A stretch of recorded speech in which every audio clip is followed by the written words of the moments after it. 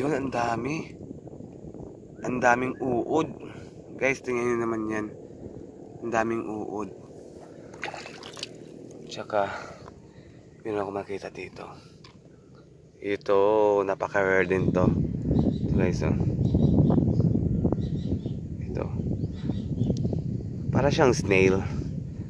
Para siyang suso. Ito, pero mahaba yung kanyang bibig.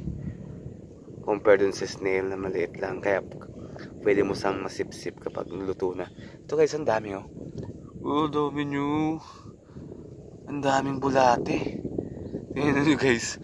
Parang ang sarap. Tapos palibutan siya ng mga sea urchin. Lapit. Balik natin guys. Babalik natin to. Kasi kawawa naman yung mga sea urchin.